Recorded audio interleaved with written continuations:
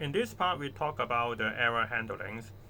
So, for example, if you see the result is equal to 10 plus the 10, but this is a string, and if you execute this, you can see there is type error, unsupported operands types for the additions, integer, and string. So if you do not want to pop up this error and it will block the next statement. For example, if you want to print end of the program, you can see it will not print end of the program. So we can use the error handling method.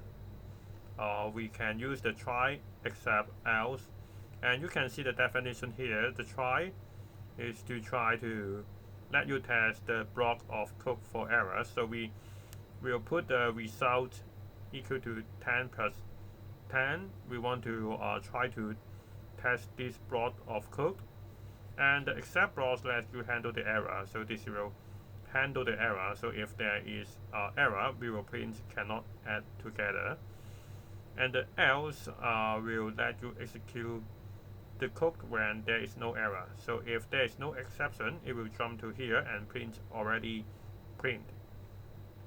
So if you execute this one, you can see cannot add together.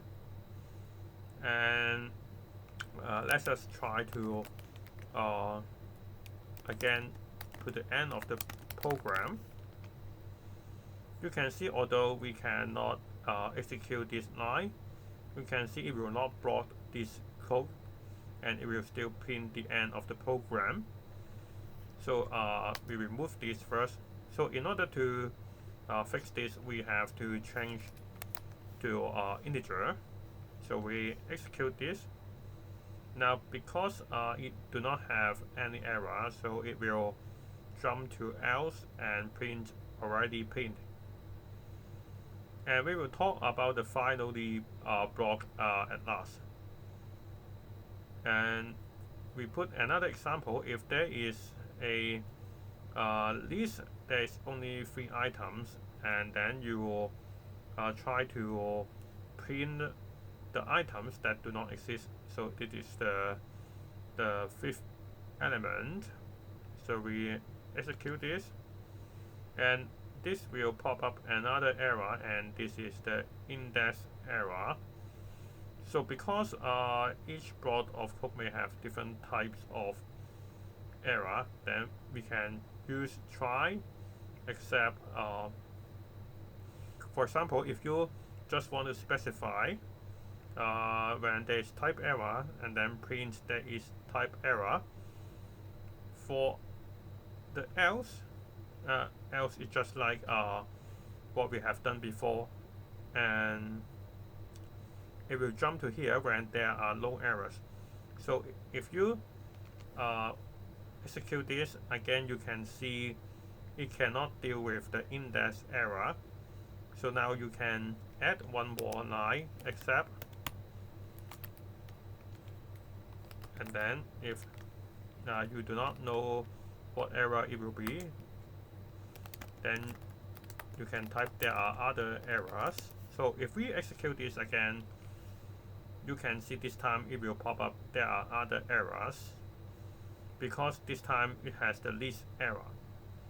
And now if you want to specify the least error, and you can do just like this one, except index error, and then you do the things that you want, and then print.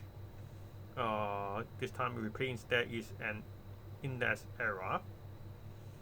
And now we are going to talk about the finally print. Finally always here. So no matter whether this block of code has error or not, it will always print at the end. Finally always here.